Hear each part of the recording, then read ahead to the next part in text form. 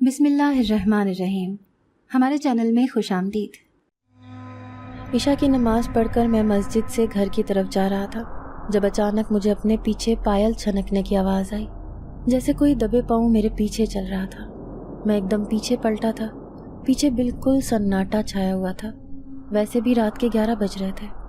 میری عادت تھی عشاء کی نماز کے بعد میں دیر تک قرآن مجید کی تلاوت کرتا رہتا تھا، پھر گھر پر جا کر کھانا کھاتا اور سو جاتا۔ آج تھوڑی معمول سے زیادہ دیر ہو گئی تھی اور رات کی 12 بجے کا ٹائم تھا۔ اپنے پیچھے یوں گھنگروں کی آواز سن کر میں جیسے حیران سا تھا۔ آج سے پہلے تو ایسا کبھی نہ ہوا تھا۔ پھر میں نے سر جھکایا اور دوبارہ چلنے لگا۔ ایک بار پھر سے پائل کی چھن چھن کی آواز میرے کانوں میں آ رہی تھی۔ میں پھر ان آوازوں سے مجبور ہو کر رک گیا۔ تبھی اچانک سڑک کے دائیں طرف موجود درخت کی شاخیں زور زور سے ہلیں تھیں، جیسے وہاں پر کوئی بیٹھا ہو۔ اب میں حقیقتاً ڈر گیا تھا۔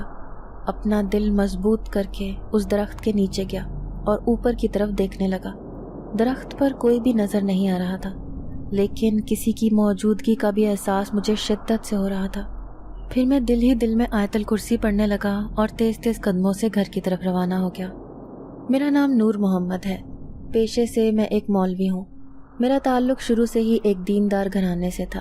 ایم اے اسلامیات کرنے کے بعد مجھے کوئی سرکاری نوکری تو نہ ملی تھی، اس لیے میں نے اپنے ابا کے پیشے کو ہی اپنا کر اپنی روزی کا بندوبست کیا ہوا تھا۔ ابا بھی ایک مسجد کے امام تھے۔ ان کی وفات کے بعد گاؤں کے لوگوں کے اصرار پر میں نے اس مسجد میں امامت کی جگہ سنبھال لی تھی۔ لوگ ویسے بھی میرے ابا کی بڑی عزت کرتے تھے اور ان کے جانے کے بعد اب وہ مجھے بھی ویسی ہی عزت دے رہے تھے۔ یوں تو میری زندگی میں کوئی خاص پریشانی نہ تھی، لیکن پھر بھی مجھے بہت سی مالی پریشانیوں کا سامنا تھا۔ مسجد کی امامت اور مدرسے میں مولوی کی حیثیت سے میں بچوں کو پڑھاتا تھا، لیکن پھر بھی میری آمدن کوئی خاص نہ تھی۔ 2 چھوٹی بہنیں تھیں جن کی میٹرک تک تعلیم پوری ہو چکی تھی۔ گو کہ اماں ابھی مجھے شادی کرنے کا کہتی تھیں، لیکن میں انہیں مسلسل انکاری تھا۔ وجہ یہ تھی کہ پہلے میں اپنی دونوں چھوٹی بہنوں کی شادی کرنا چاہتا تھا۔ ابا نے ساری زندگی مسجد کی امامت کا کام کیا تھا، اسی لیے بدلے میں وہ میرے لیے کوئی جائیداد یا مال وغیرہ چھوڑ کر تو نہ گئے تھے جو میں اچھے طریقے سے اپنی بہنوں کی شادی کر دیتا۔ اسی لیے یہی فکر مجھے دن رات بے چین رکھتی کہ اتنی مہنگائی کے دور میں اتنا پیسہ کیسے لاؤں گا کہ میری بہنیں عزت سے اپنے گھر میں رخصت ہو جائیں۔ کچھ بھی تھا، معاشرے کا چلن تو یہی تھا کہ بیٹیوں کو اچھا خاصا جہیز دے کر رخصت کرنا پڑتا تھا، ورنہ پوری زندگی ان کو اپنے سسرال میں سر جھکا کر رہنا پڑتا۔ جس گاؤں میں ہم رہتے تھے وہاں ہمارے کوئی رشتہ دار تو نہ تھے، اس لیے لازماً مجھے اپنی بہنوں کی شادی کسی غیر برادری میں ہی کرنی پڑتی۔ گاؤں میں کئی ایسے رشتے موجود تھے جو میری بہنوں کے لیے مناسب تھے، لیکن وہ حیثیت میں ہم سے کہیں زیادہ تھے۔ میری چھوٹی بہنیں دونوں میٹرک تک تعلیم حاصل کرنے کے بعد گھر میں بچیوں کو قرآن مجید وغیرہ پڑھا دیا کرتی تھیں۔ یوں ہمارے گھر کا گزارا چل ہی رہا تھا۔ میں مدرسے کے بچوں کو پڑھاتا تھا، اسی لیے مدرسے کے نگران مجھے ماہانہ تنخواہ دیتے تھے، لیکن وہ تنخواہ گھر چلانے کے لیے بہت کم تھی۔ کبھی کبھی سوچتا تھا کہ یہ سب کچھ چھوڑ چھاڑ کر میں کسی شہر میں جا کر بس جاتا ہوں، تاکہ وہاں جا کر اچھا خاصا کما کر گھر کے حالات تھوڑے بہتر کر لوں۔ لیکن پھر یہ بات میں سوچ کر ہی رہ جاتا، کیونکہ اس گاؤں کو چھوڑ کر جانا میرے لیے ممکن نہ تھا۔ ایک وجہ تو یہ تھی کہ یہ میرے ابا کا آبائی گاؤں تھا اور اس گاؤں سے ہمارے بچپن کی بہت سی یادیں جڑی ہوئی تھیں، اور دوسری بات یہ کہ اگر میں کمانے کی غرض سے شہر چلا بھی جاتا تو پیچھے میری بہنوں اور ماں کا خیال کون رکھتا۔ میری یہی سوچیں شہر جانے کا خیال میرے دل سے نکال دیتی، اور ایک بار پھر سے میں اپنا دل مضبوط کر کے مسجد اور مدرسے کو سنبھالنے میں لگ جاتا۔ آج بھی میں عشاء کی نماز کے بعد اپنے گھر کی طرف جا رہا تھا جب راستے میں میرے ساتھ یہ عجیب و غریب واقعہ پیش آیا تھا۔ میں حیران تھا کہ آج میرے ساتھ یہ کیا ہوا ہے۔ اتنا لمبا چوڑا نوجوان ہو کر بھی میں بچوں کی طرح ڈر گیا تھا۔ پھر میں سوچنے لگا کہ ہو سکتا ہے یہ سب میرا وہم ہو، لیکن 2 دفعہ وہم کیسے ہو سکتا تھا؟ مجھے صاف ایسا محسوس ہوا تھا جیسے میرے پیچھے کوئی چل رہا تھا۔ پھر میں گھر پر پہنچ کر منہ ہاتھ دھونے لگا۔ میری اماں میرے لیے کھانا نکال رہی تھی۔ وہ بیچاری جب تک میں گھر نہ جاتا تھا سوتی ہی نہ تھی۔ میری دونوں چھوٹی بہنیں سو گئی تھیں۔ اماں عمر کے ساتھ ساتھ ضعیف ہو رہی تھیں۔ لیکن اتنی ضعیف بھی نہ تھیں کہ گھر کے کام کاج نہ کر پاتی۔ میں سوچتا تھا کہ ابا انہیں بہت جلدی بیوگی کی چادر پہنا کر ابدی نیند سو گئے۔ میری اماں بڑی ایک نیک خاتون تھی۔ انہوں نے ہم تینوں بہن بھائیوں کی اتنی اچھی طریقے سے تربیت کی تھی کہ گاؤں کا ایک ایک بندہ ان کی تعریف کرتا تھا۔ سونے پہ سہاگا یہ بات تھی کہ میں شہر جا کر ایک بڑی یونیورسٹی میں پڑھتا تھا، لیکن پھر بھی میرے کردار میں کوئی جھول نہ تھا۔ ایم اے اسلامیت کرنے کے باوجود بھی میرے اندر اتنی سادگی تھی کہ کوئی دیکھ کر یہ نہ کہہ سکتا تھا کہ میں اتنا پڑھا لکھا انسان ہوں۔ میرے چہرے پر داڑھی بھی بہت سجتی تھی۔ جب بھی میں اپنی صورت آئینے میں دیکھتا تو بے اختیار میرے منہ سے ماشاء اللہ نکلتا تھا، کیونکہ گوری رنگت مجھے اپنے ابا سے ملی تھی۔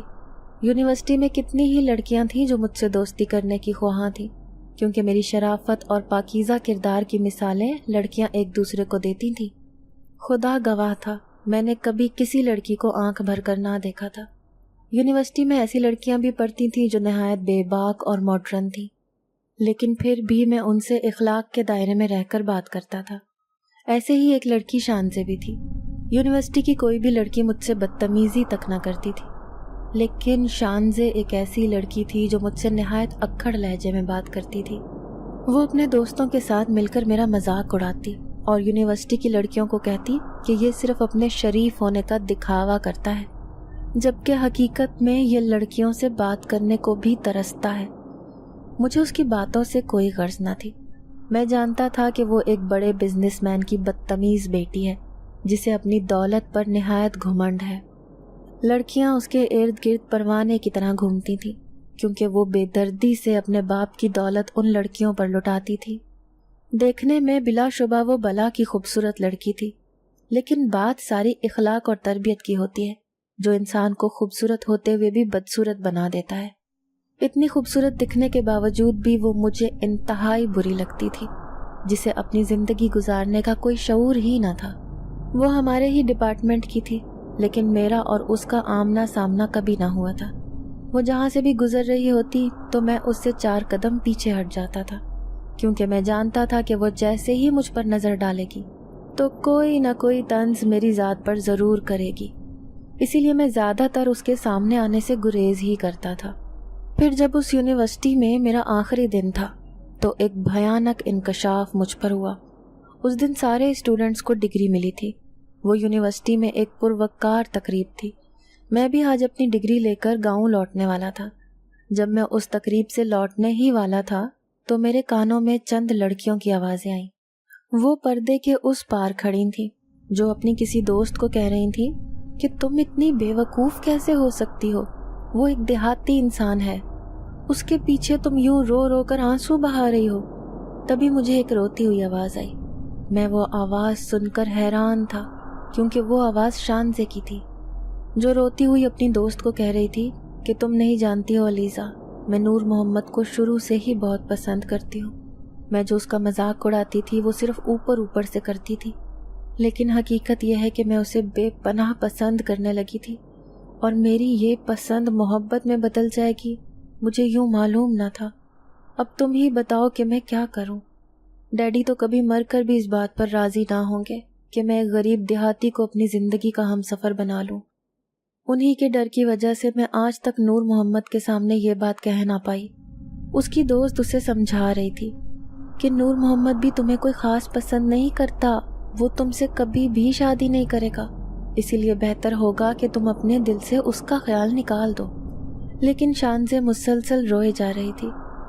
میں اس انکشاف پر حیران تھا اور سوچ بھی نہیں سکتا تھا کہ جو لڑکی یونیورسٹی میں یوں مجھ سے اپنی نفرت کا اظہار کرتی ہوگی، وہ اپنے دل میں میرے لیے اس قدر محبت بسا کر بیٹھی ہوگی۔ پھر جاتے جاتے ہی میرے دل میں اچانک خیال آیا کہ میں ایک نظر اسے دیکھ کر یہاں سے ہمیشہ ہمیشہ کے لیے چلا جاتا ہوں۔ ویسے بھی وہ ایک امیر زادی ہے، اس کا ساتھ پانا میرے لیے ناممکن تھا۔ بھلے ہی وہ اتنی خوبصورت تھی کہ چاہے جانے کے قابل تھی، لیکن میرا اس تک پہنچنا ناممکن تھا۔ میں جیسے ہی یونیورسٹی سے نکلنے والا تھا جب اچانک وہ گیٹ پر کھڑی ہوئی مجھے نظر آئی۔ شاید وہ مجھے دیکھنے کے لیے ہی گیٹ کے پاس کھڑی تھی۔ آج اس کی آنکھوں میں بے پناہ ویرانی تھی۔ میری طرف دیکھ کر اس نے نفرت کا اظہار نہ کیا، بلکہ وہ وہاں اداس سی کھڑی ہوئی نظر آ رہی تھی، اور میرا اس کو یوں دیکھنا ہی میرے لیے برا ثابت ہوا، کیونکہ وہ بھی ہمیشہ ہمیشہ کے لیے میرے دل میں بس چکی تھی۔ آج مجھے پتا چلا کہ میں جسے اپنی نفرت سمجھتا تھا، دراصل وہ نفرت نہ تھی، بلکہ دل کے کسی کونے میں اسے چاہے جانے کی خواہش میرے اندر بھی تھی۔ اب میں نے اسے آخری نظر دیکھا اور پھر سیدھا اپنے گاؤں لوٹ آیا۔ میرے پاس نہ نوکری تھی اور نہ ہی کوئی خاص حیثیت تھی۔ مجھے کوئی حق نہ تھا کہ میں شانزے جیسی خوبصورت لڑکی کو اپنے دل میں بسا پاتا۔ یوں سب خیال اپنے ذہن سے جھٹک کر اپنے دل و جان سے گاؤں کے لوگوں کی خدمت میں جٹا ہوا تھا۔ مدرسے میں میرا اچھا خاصا نام اور پہچان تھی، جبکہ میں مسجد میں نماز کی امامت کراتا، لیکن گھر کے حالات بدستور ویسے ہی تھے جیسے ابا چھوڑ کر گئے تھے۔ شاید یہ ابا کے کاموں کی برکت تھی جو وہ میرے یونیورسٹی کے سارے اخراجات بھی اٹھا رہے تھے اور اماں اور بہنوں کا بھی سارا خرچہ پورا کر رہے تھے، لیکن مجھ سے پتہ نہیں یہ سب کیوں نہیں ہو پا رہا تھا۔ کل کو میں نے بہنوں کی شادی بھی کرنی تھی، اسی لیے میں فکر مند رہتا تھا۔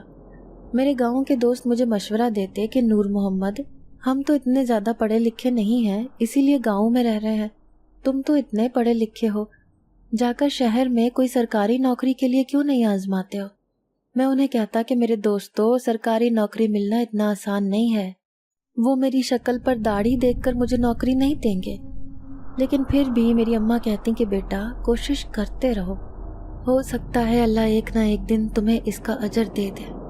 میں روزانہ ہی اپنی اماں کے پاؤں دبا کر سوتا تھا۔ آج مجھے معمول سے کچھ زیادہ دیر ہو گئی تھی۔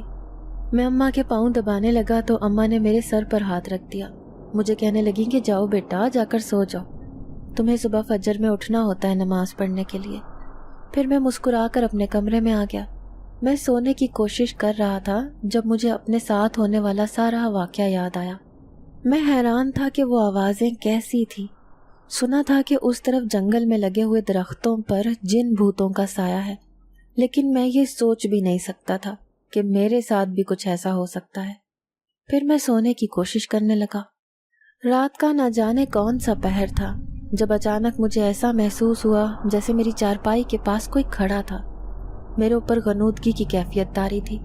میں سمجھا شاید اماں مجھے جگانے کے لیے آئی ہیں، کیونکہ ٹھیک فجر کے وقت وہ مجھے اٹھا دیا کرتی تھیں، کیونکہ مجھے جا کر مسجد میں امامت کرنی ہوتی تھی۔ تبھی میں نے اپنی مندی مندی آنکھیں کھول کر دیکھا۔ میرے سامنے کوئی لڑکی کھڑی تھی جو ہنستے ہوئے مجھے دیکھ رہی تھی۔ مجھے نیند میں کچھ سمجھ نہیں آ رہا تھا کیونکہ وہ چہرہ اجنبی تھا۔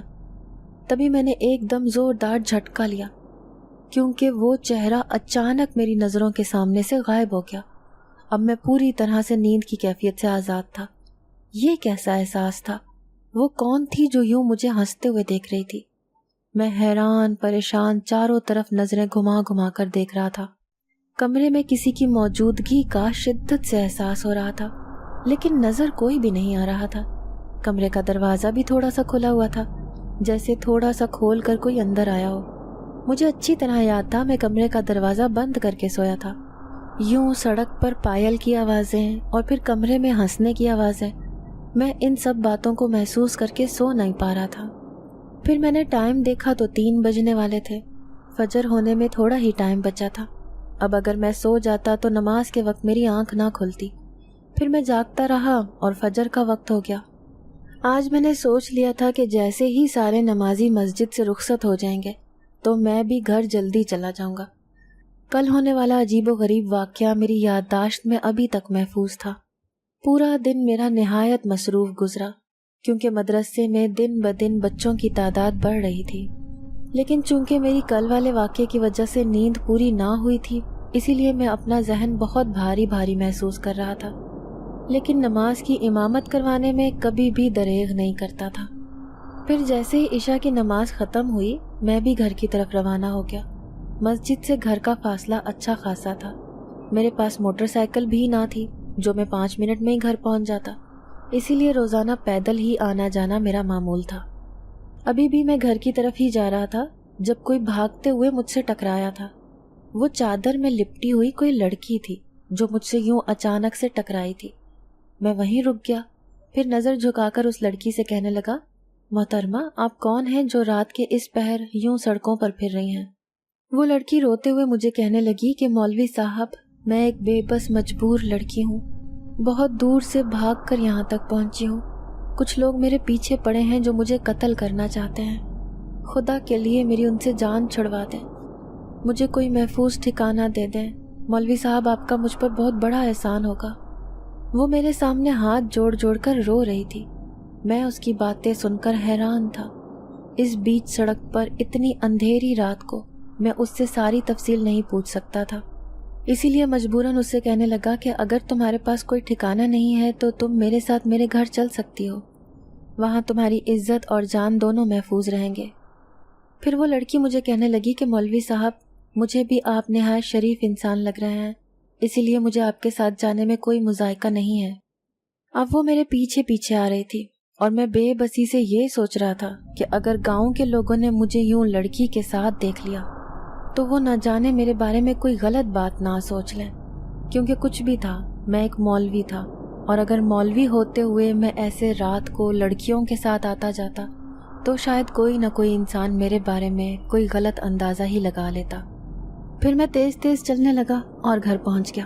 میں شکر ادا کر رہا تھا کہ راستے میں کسی نے بھی مجھے نہ دیکھا تھا۔ جیسے ہی میں نے دروازہ بجایا تو حسب معمول اماں نے دروازہ کھولا، جو میرے انتظار میں بیٹھی تھی، لیکن میرے پیچھے موجود ایک لڑکی کو دیکھ کر حیران تھی۔ یہ ان کی نظریں سمجھ کر میں کچھ شرمندہ سا ہو گیا۔ پھر اماں سے کہنے لگا کہ اماں، یہ لڑکی کسی مجبوری کی کیفیت میں مبتلا ہے، اسے ایک محفوظ ٹھکانہ چاہیے تھا، اسے کسی کے ہاتھوں اپنی جان کا خطرہ ہے، اسی لیے میں اسے اپنے ساتھ لے کر آیا ہوں، آپ دیکھ لیں اسے۔ اماں کو یہ کہہ کر میں سیدھا اپنے کمرے میں چلا گیا، کیونکہ مجھے بہت عجیب سا محسوس ہو رہا تھا۔ پھر کھانا کھا کر میں سونے کی کوشش کرنے لگا، اور یوں ہی سوچتے سوچتے مجھے نیند آ گئی۔ اب وہ لڑکی ہمارے ساتھ ہمارے گھر میں ہی رہ رہی تھی۔ ایک دن اماں کھانا لے کر آئیں تو میں نے اماں کو کہا کہ اماں، یہ لڑکی کون ہے؟ آخر اس نے کچھ بتایا اپنے بارے میں؟ تو اماں مجھے کہنے لگی کہ ہاں، بیچاری بڑی مصیبت زدہ ہے، کوئی خاندانی دشمنی چل رہی تھی جب اس کے پورے خاندان کو قتل کر دیا گیا۔ یہ بیچاری بڑی مشکل سے اپنی جان بچا کر وہاں سے بھاگ نکلی، نہ جانے بیچاری نے کس کس کی موت دیکھی ہوگی۔ اماں نے جو بھی اس کے بارے میں بتایا تھا اسے سن کر مجھے بھی بہت افسوس ہوا۔ میں سوچنے لگا کہ اگر یہ مستقل یہاں کی مہمان بن گئی تو گاؤں کے لوگوں کو کیا کہیں گے اس کے بارے میں۔ ایک صبح جب میں فجر کے وقت اٹھا تو یہ دیکھ کر حیران رہ گیا جب وہ لڑکی جس نے اپنا نام مہر بتایا تھا وہ میرے کپڑے لیے صحن میں کھڑی تھی۔ مجھے بہت عجیب سا محسوس ہوا۔ اس نے میرے کپڑے مجھے تھمائے اور کہنے لگی کہ آپ کی اماں کی نیند خراب نہ ہو اسی لیے میں نے آپ کے کپڑے نکال دیے۔ مجھے کچھ اچھا نہ لگ رہا تھا۔ اس کی کالی سیاہ روشن آنکھیں مجھے دیکھے جا رہی تھیں اور مجھے بہت عجیب لگ رہا تھا۔ پھر میں اسے کہنے لگا کہ میری وجہ سے آپ اپنی نیند نہ خراب کیا کریں، آپ یہ زحمت دوبارہ نہ کیجیے گا۔ پھر اپنے کپڑے لے کر میں واش روم میں چلا گیا۔ دن بدن وہ لڑکی مہر اماں اور بہنوں سے خوب گھل مل رہی تھی۔ پھر ایک دن میری بہن خولا مجھے بتانے لگی کہ بھائی، مہر بھی تو ہم سے قرآن پاک پڑھ رہی ہے، اس کے ماں باپ نے اسے قرآن تک نہ پڑھایا، جس کی وجہ سے یہ دنیا کے انسانوں سے بہت پیچھے رہ گئی ہے۔ لیکن بھائی، مہر کا دماغ بہت اچھا ہے، وہ جلدی جلدی قرآن پڑھنا سیکھ رہی ہے۔ میں اپنی بہنوں کے منہ سے یہ سب باتیں سن کر حیران تھا۔ مجھے حیرت ہو رہی تھی کہ وہ لڑکی اچھی خاصی دکھتی تھی، لیکن اس نے قرآن پاک کی تعلیم بھی نہ لی ہوئی ہوگی، یہ مجھے پتا نہ تھا۔ وہ میری بہنوں اور اماں کے دلوں میں اپنی اچھی خاصی جگہ بنا چکی تھی۔ ایک دن مدرسے میں بچوں کی پروقار تقریب تھی، جس میں جن بچوں نے ناظرہ قرآن ختم کیا تھا انہیں سند دینی تھی۔ اس تقریب میں مجھے اچھی خاصی دیر ہو گئی، رات کے 12 بجنے والے تھے، لیکن میں ابھی تک گھر نہ پہنچا تھا۔ تبھی ایک دوست نے مجھے کہا کہ میں تمہیں موٹر سائیکل پر گھر چھوڑ دیتا ہوں، لیکن میں نے اسے منع کیا اور معمول کی طرح پیدل جانے کا ہی فیصلہ کیا۔ ابھی میں ان درختوں کے راستے سے ہی گزر رہا تھا جس جگہ کے بارے میں مشہور تھا کہ وہاں آسیب رہتے ہیں۔ تبھی اچانک سڑک کے دائیں طرف درخت کے نیچے مجھے کوئی کھڑا ہوا نظر آیا۔ میں حیران تھا کہ رات کے اس پہر بھلا وہاں کون کھڑا ہو سکتا ہے۔ حلیے سے صاف ظاہر تھا کہ وہ ایک لڑکی تھی۔ تبھی میں اس لڑکی کو آوازیں دینے ہی والا تھا جب اچانک وہ میری طرف پلٹی۔ میں یہ دیکھ کر حیران رہ گیا کہ وہ لڑکی کوئی اور نہیں بلکہ مہر تھی۔ میں نے ایک نظر میں ہی اسے پہچان لیا تھا۔ جیسے اس نے میری طرف نظریں کی، پھر دیکھتے ہی دیکھتے وہ دور درختوں کی طرف بھاگتی ہوئی چلی گئی، لیکن مجھے اس پر بے تحاشا غصہ آ رہا تھا۔ بھلا رات کے 12 بجے کے وقت وہ یہاں جنگل میں کیا کر رہی تھی؟ मैं यूं ही गुस्से की कैफियत में मुब्तला घर पहुंचा तो अम्मा ने दरवाज़ा खोला।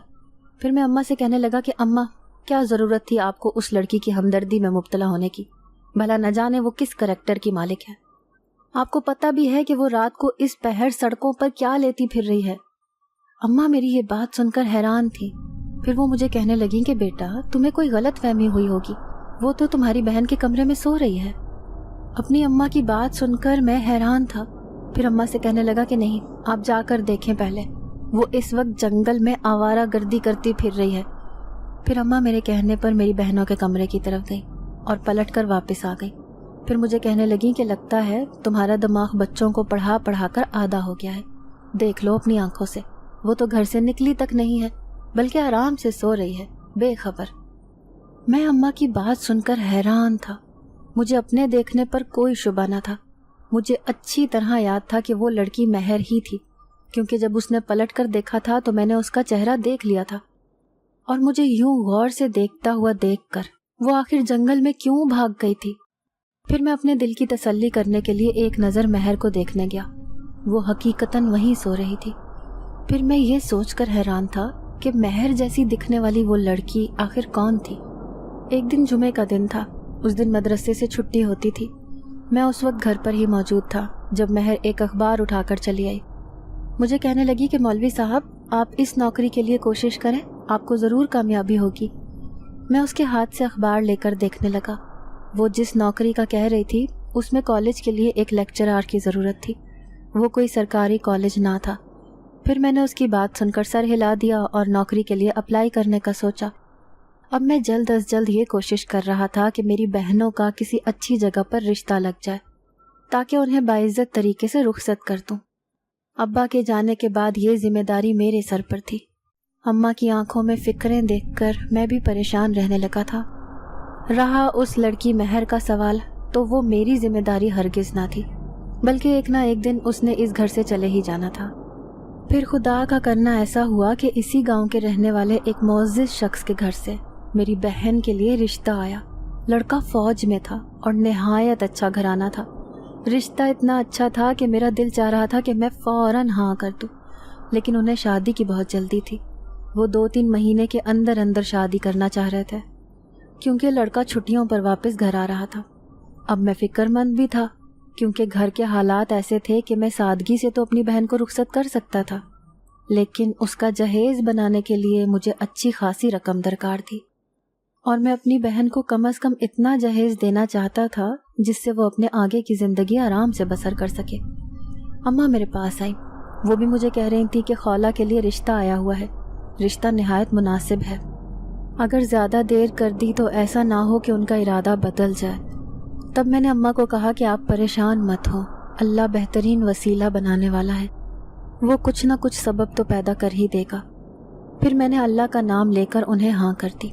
सिर्फ 2 महीने के अंदर अंदर शादी करना थी और मुझे सब तैयारी भी देखनी थी। अब मैं दिन रात परेशान रहने लगा। ज़िंदगी में कभी किसी से कर्जा भी न लिया था और अब कर्जा लेते हुए भी किसी से शर्म बहुत आ रही थी। एक दिन जब मैं फजर में उठा तो दराज से टोपी निकालने के लिए मैंने दराज खोला। ये देखकर मैं हैरान रह गया कि दराज में नहायत खूबसूरत 2 कीमती कंगन रखे हुए थे। उनकी चमक से ऐसा लग रहा था जैसे वो खालिस सोने से बने हुए थे। मैं उन्हें देखकर हैरान था। इतने कीमती कंगन, वो भी मेरी दराज में। मुझे हैरत ना होती तो क्या होता। ये कंगन आखिर किसके थे और किसने रखे थे, मुझे कुछ समझ नहीं आ रही थी। फिर जैसे मेरे दिमाग को झटका लगा। ये कंगन मैंने कहीं देख रखे थे।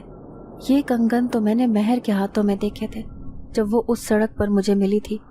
हाँ, लेकिन उस दिन के बाद ये कंगन उसके हाथों में नजर ना आए थे। तो क्या ये कंगन मेरी मजबूरी देखते हुए महर ने मेरी दराज में रखे थे? मैंने सोच लिया कि इन कंगनों के बारे में ज़रूर उससे बात करूँगा। आखिर वो कंगन उसने यहाँ क्यों रखे थे? मैं हालात से परेशान ज़रूर था, लेकिन ये नहीं चाहता था कि मैं किसी का एहसान लेकर अपनी बहन की शादी करूं। जो भी था, मुझे उस वक्त पैसों की सख्त ज़रूरत थी और वक्त बहुत कम था मेरे पास। यही सोचकर मैंने उस दिन महर को अपने पास बुलाया और उसे कहने लगा कि तुमने इतने कीमती कंगन मेरे हवाले कर दिए। मुझे पता है कि तुमने मुझे परेशान देखा है और हमारे घर की मजबूरी को समझा है। मैं तुम्हारा एहसानमंद हूँ, لیکن تم اپنے کنگن واپس لے سکتی ہو، اللہ تعالیٰ ضرور کوئی اور سبب بنا دے گا۔ تو وہ مجھے کہنے لگی کہ نور محمد صاحب، آپ نے اپنے گھر میں رکھ کر میرے اوپر بھی تو احسان کیا ہے، یہ مت سمجھیے گا کہ میں آپ کا احسان چکانے کی کوشش کر رہی ہوں، بلکہ یہ میری طرف سے چھوٹا سا ایک گفٹ ہے۔ آپ اسے بیچ کر اچھے خاصے پیسے حاصل کر کے اس کی شادی اچھے طریقے سے کر دیجیے گا، اور اسی میں میری خوشی ہے۔ یہ کہہ کر وہ کمرے سے چلی گئی۔ میں اس کی سوچ پر حیران تھا۔ پھر میں دل میں سوچنے لگا کہ وقت آنے پر اس کا یہ احسان میں اتار کر رہوں گا۔ جب میں نے وہ سونے کے کنگن بیچے تو وہ میری سوچ سے بھی زیادہ اچھی قیمت پر بکے تھے۔ یوں خولا کی شادی ایک باعزت گھرانے میں ہو گئی۔ میں نے اس کی شادی پر کوئی فضول خرچی نہ کی تھی، ہاں لیکن اپنی بہن کے لیے ایک مناسب سا جہیز دے کر اسے رخصت ضرور کیا تھا، جو کہ تقریباً ہر ایک بھائی کی خواہش ہوتی ہے۔ اب صرف ایک بہن بسمہ میری ذمہ داری رہ گئی تھی، اور میری خواہش تھی کہ وقت آنے پر اس کی ذمہ داری سے بھی سبکدوش ہو جاؤں۔ ایک دن میں مہر سے کہنے لگا کہ آخر تم اپنے گھر کا پتہ وغیرہ کیوں نہیں بتاتی ہو؟ میں وہاں جا کر ساری صورتحال کا اندازہ لگا لوں گا تاکہ تمہیں اپنے گھر جانے میں کوئی پریشانی نہ ہو۔ وہ میری بات سن کر ناراض نظر آنے لگی اور مجھے کہنے لگی، نور محمد صاحب، لگتا ہے آپ میرے یہاں رہنے سے بہت تنگ ہے۔ آپ کو میرے لیے پریشان ہونے کی ضرورت نہیں ہے۔ ایک دن میں خود یہ گھر چھوڑ کر چلی جاؤں گی، کیونکہ مجھے پتہ ہے کہ میرا یہ ٹھکانہ عارضی ہے اور ایک نہ ایک دن مجھے یہاں سے جانا ہوگا۔ اس کی یہ بات سن کر میں دل ہی دل میں شرمندہ سا ہو گیا۔ بے شک ہمدردی کے چکر میں نے اس کے دل کو دکھا دیا تھا۔ پھر میں اسے کہنے لگا کہ تم مجھے غلط سمجھ رہی ہو، میرا ایسا کوئی مقصد نہیں تھا۔ تم جب تک اس گھر میں رہنا چاہتی ہو رہو، مجھے تمہارے یہاں ہونے سے کوئی پریشانی نہیں ہے۔ پھر میں نے اس کے بارے میں کچھ بھی پتہ لگانے سے گریز ہی کیا۔ زندگی اب پرسکون گزر رہی تھی۔ خولا اپنی شادی کے بعد اپنی زندگی نہایت اچھی بسر کر رہی تھی۔ پھر ایک دن وہ ہوا جس کی مجھے امید نہیں تھی، جب وہ لڑکی مہر اماں یا مجھے بنا بتائے گھر چھوڑ کر چلی گئی۔ اماں اور بسمہ اس کے جانے سے اداس تھے، اور اماں سوچنے لگیں کہ دیکھو، ہم نے اس لڑکی کو اتنے دن رکھا لیکن وہ ہمیں بتا کر نہ گئی کہ کہاں جا رہی ہے۔ میں بھی اس کے یوں غائب ہونے سے حیران تھا۔ کافی دن تک اماں اس کے جانے سے اداس رہیں۔ میں بھی سوچ رہا تھا کہ اس کا خاندان تو پورا قتل ہو گیا تھا، تو آخر وہ کہاں گئی ہوگی۔ پھر ایک دن میرے لیے بہار ثابت ہوا، کیونکہ جب ایک سرکاری نوکری کا، جس پر میں نے کافی دن پہلے درخواست دی تھی، وہ نوکری کی درخواست میری قبول کر لی گئی، اور اسی نوکری کا لیٹر میری دہلیز پر آیا تھا۔ کالج میں کسی لیکچرار کی نوکری تھی جس کے لیے مجھے بلایا گیا تھا۔ اماں بے تحاشا خوش تھیں اور میں بھی خوش تھا۔ اتنے سالوں کی کوشش کرنے کے بعد آخر کار مجھے ایک سرکاری نوکری مل گئی تھی۔ اب مجھے اس نوکری کی وجہ سے شہر جانا تھا، لیکن میں اس بات پر بھی فکر مند تھا کہ اماں اور بسمہ میرے یوں جانے کے بعد اکیلی کیسے رہیں گی۔ اماں مجھے حوصلہ دینے لگیں اور کہنے لگیں کہ ہماری وجہ سے تم اپنی نوکری ہرگز نہ گنوانا۔ اگر مناسب نوکری ہوئی تو ہم بھی شہر میں ہی شفٹ ہو جائیں گے تمہارے ساتھ۔ اب میں اماں کی ڈھیروں دعائیں لیتا شہر رخصت ہو گیا۔ شہر جا کر میری نوکری پکی ہو گئی تھی، تنخواہ بھی اچھی خاصی تھی، اور اس نوکری کے ساتھ مجھے ایک گاڑی بھی دی گئی تھی۔ اب میں بے تحاشا خوش تھا اور اماں کو جلد از جلد جا کر یہ خوشخبری سنانا چاہتا تھا۔ پھر جیسے ہی مجھے پہلی تنخواہ ملی، میں فوراً گاؤں روانہ ہو گیا۔ گھر پہنچ کر میں نے پوری تنخواہ اماں کے ہاتھ پر رکھ دی، جسے دیکھ کر وہ بہت خوش تھیں۔ پھر میں نے اماں کو کہا کہ آپ اور بسمہ میرے ساتھ شہر چلیں۔ اماں گاؤں جانے سے زیادہ خوش نہ تھیں، لیکن میں نے اماں کو راضی کر لیا تھا۔ یوں اس گاؤں میں آج ہماری آخری رات تھی۔ میں نے مسجد جا کر گاؤں کے لوگوں سے ملاقات کی۔ گاؤں کے سبھی لوگ میرے یوں گاؤں چھوڑنے پر بہت افسردہ تھے، اور مجھے کہہ رہے تھے کہ جس طرح آپ کے والد صاحب کو گاؤں کے لوگ آج تک بھلا نہ پائے، اسی طرح آپ کی عزت بھی ہمارے دلوں میں ایسے ہی ہمیشہ قائم رہے گی۔ بے شک وہ گاؤں چھوڑنے سے میں بھی بہت اداس تھا، لیکن میں سوچ رہا تھا کہ میری اچھی نوکری لگ چکی تھی، اسی لیے میری خواہش تھی کہ اماں کے ساتھ جا کر میں جلد ہی عمرے کا فریضہ بھی ادا کروں۔ سب سے ملتے ملاتے مجھے کافی دیر ہو چکی تھی۔ اب میں رات کے 11 بجے اپنے گھر کی طرف رواں دواں تھا۔ تبھی راستے میں مجھے درختوں کے پاس ایک سایہ سا کھڑا نظر آیا۔ دور سے وہ سایہ لگ رہا تھا، لیکن جیسے جیسے میں قریب گیا تو میں حیران رہ گیا کہ وہاں پر ایک لڑکی کھڑی تھی جو مکمل نقاب میں تھی۔ اس کی آنکھیں مجھے دیکھی دیکھی سی لگ رہی تھیں۔ پھر میں نے اسے نقاب میں بھی پہچان لیا۔ کیونکہ وہ لڑکی مہر تھی جو ایک درخت کے نیچے خاموشی سے کھڑی تھی۔ میں اسے دیکھ کر حیران تھا۔ پھر میں اسے کہنے لگا کہ تم یوں بنا بتائے کہاں غائب ہو گئی تھی اور ابھی تک بھٹکتی پھر رہی ہو؟ جب تمہارے پاس کوئی ٹھکانہ نہیں تھا رہنے کو تو تمہیں کیا ضرورت تھی گھر سے جانے کی؟ میرے سوال پر وہ کہنے لگی کہ مولوی صاحب، میں نے تو پہلے ہی آپ کو بتا دیا تھا کہ میرا یہاں عارضی ٹھکانہ ہے، اب میں اپنے اصلی ٹھکانے پر پہنچ چکی ہوں۔ میں اس کی بات پر حیران تھا۔ پھر اسے کہنے لگا کہ کہاں ہے تمہارا ٹھکانہ؟ کیا دوسرے گاؤں سے تمہارا تعلق تھا؟ میری بات سن کر وہ مسکرانے لگی اور مجھے کہنے لگی کہ نہیں نور محمد صاحب، میرا تعلق آپ کی دنیا سے ہی نہیں ہے، بلکہ میں ایک جن زادی ہوں۔ اس کی بات سن کر میں حیران تھا، پھر 2 قدم اس سے پیچھے ہٹ گیا۔ مجھے یوں ڈرتے دیکھ کر وہ کہنے لگی کہ مولوی صاحب، مجھ سے ڈرنے کی کوئی ضرورت نہیں ہے، میں آپ کو کوئی نقصان پہنچانے کی نیت سے آپ کے سامنے نہیں آئی ہوں، اور نہ ہی پہلے میں آپ کی زندگی میں کسی برے مقصد سے آئی تھی، بلکہ میرا ایک نیک مقصد تھا جس کے لیے میں نے آپ کا انتخاب کیا تھا۔ دراصل میرا تعلق ایک ہندو جنات کے قبیلے سے تھا، لیکن مجھے اپنے ہندو جنات کے قبیلے کا رسم و رواج نہایت ناپسندیدہ لگتا تھا، کیونکہ وہ اپنے مقصد کو حاصل کرنے کے لیے کسی کا قتل اور غلط کرنے سے بھی گریز نہیں کرتے تھے، بلکہ اگر اس کے برعکس میں کسی مسلمان جنات کو دیکھتی تو خواہش کرتی کہ کاش میں ایک ہندو جنات کے قبیلے سے ہونے کے بجائے ایک مسلمان جنات ہوتی۔ میری یہی سوچ مجھے بھٹکا کر یہاں لے آئی تھی۔ میں نے سن رکھا تھا کہ جو انسان ہوتے ہیں ان کی نیت کسی کو دیکھ کر بھی نہیں پھسلتی، خاص طور پر وہ مولوی جو مسجد یا مدرسے میں پڑھاتے ہیں۔ یوں میں اس درخت پر رہنے لگی۔ اپنے قبیلے کے جنات کو میں نے خبر بھی نہ ہونے دی تھی کہ میں ان سے الگ تھلگ ایک درخت پر اپنی زندگی گزار رہی ہوں۔ میں اس درخت پر رہ رہی تھی جب میں نے آپ کو یہاں سے آتے جاتے دیکھا۔ ہاں، آپ کے کپڑوں سے ایک مسحور کن خوشبو اٹھتی تھی جو مجھے نہایت متاثر کرتی تھی۔ میں کئی دن تک اس خوشبو کے زیر اثر رہتی تھی۔ پھر میں نے سوچا کہ آپ کو آزمایا جائے کہ آخر آپ کا ایمان کمزور ہے یا نہیں۔ یوں ہی کبھی میں آپ کے پیچھے چلا کرتی اور کبھی سوتے ہوئے آپ کو تنگ کرتی، لیکن میں یہ دیکھ کر حیران تھی کہ آپ میری حرکتوں سے پریشان نہ ہوتے تھے اور نہ ہی کچھ عجیب و غریب محسوس کرتے، بلکہ فوراً کچھ نہ کچھ پڑھنا شروع کر دیتے تھے۔ آپ کی اتنی پر اثر شخصیت سے متاثر ہو کر میں نے مسلمان ہونے کا فیصلہ کیا اور میں ایک انسانی روپ دھار کر آپ کے گھر میں آ گئی۔ آپ کو یہ سن کر خوشی ہوگی کہ میں نے آپ کی بہن خولا سے کلمہ پڑھ لیا تھا۔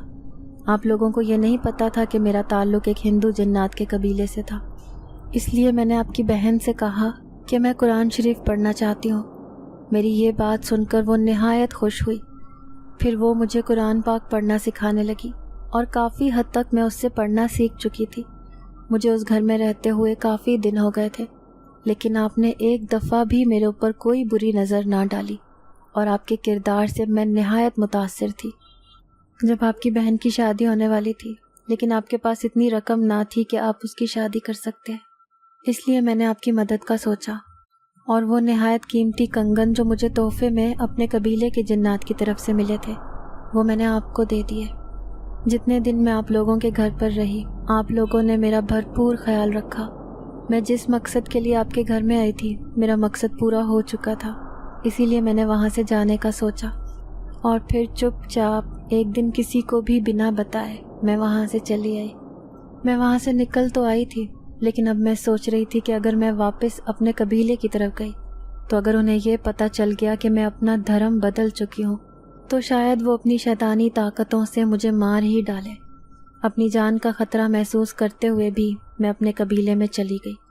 کسی کو یہ معلوم نہ تھا کہ میں اپنا ہندو دھرم بدل کر مسلمان جنزادی ہو چکی ہوں۔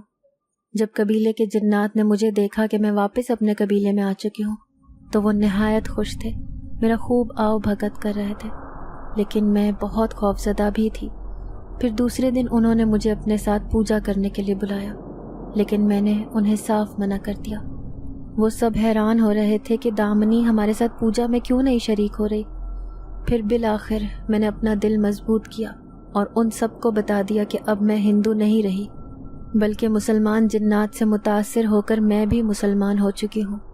یہ سننا تھا کہ وہ سارے شیطانی جنات آگ بگولا ہو گئے اور تلواریں نکال کر میری طرف لپکے۔ جب میں نے ان سب کو اپنے اوپر حاوی دیکھا تو بڑی مشکل سے وہاں سے جان بچا کر بھاگ گئی۔ یوں ہی بھاگتے بھاگتے جنگل میں بھٹکتے ہوئے میرا سامنا ایک مسلمان جنات سے ہوا۔ جب اس نے میری بری حالت دیکھی تو مجھ سے پوچھنے لگا کہ کیا وجہ ہے، تم اتنی پریشان نظر آتی ہو۔ میں نے اسے سب کچھ بتا دیا اور میری ساری باتیں سن کر وہ میری تعریف کرنے لگا اور مجھے کہنے لگا کہ میں بھی ایک مسلمان جنات ہوں اور تمہیں تحفظ فراہم کرنا میرا اولین فرض ہے۔ تم ہمارے مسلمان قبیلے میں شامل ہو کر مسلمان جنزادی بن سکتی ہو۔ ہم اتنے طاقتور ہیں کہ وہ ہندو جنات تمہارا کچھ نہیں بگاڑ سکیں گے۔ تم ہمارے پاس بالکل محفوظ رہو گی۔ ان کی یہ بات سن کر میں نہایت خوش تھی۔ پھر میں مسلمان جنات کے قبیلے تک پہنچ گئی۔ جتنا ان کے بارے میں سنا تھا وہ میری سوچ سے بھی زیادہ اچھے تھے۔ ان لوگوں کا عبادت کرنے کا طریقہ، قرآن پڑھنے کا انداز مجھے بے حد پسند تھا۔ پھر میں تمہارے بارے میں سوچتی، کیونکہ تم بھی بہت نیک طبیعت کے مالک تھے۔ تمہارے وجود سے اٹھنے والی خوشبو کئی دن تک مجھے اپنے ارد گرد محسوس ہوتی تھی۔ مجھے پتا تھا کہ تم کسی اچھے روزگار کی تلاش میں ہو، اسی لیے میں جب بھی عبادت کرتی تو تمہارے لیے خصوصی طور پر دعا کرتی تھی، اور آج تمہیں یوں کامیاب دیکھ کر میں بے حد خوش ہوں۔ میں چاہتی ہوں کہ تمہیں زندگی میں وہ سب کچھ ملے جو تمہاری خواہش ہے۔ جنزادی مہر مجھے سب کچھ بتا رہی تھی اور میں حیرت سے کھڑا وہاں اس کی باتیں سن رہا تھا۔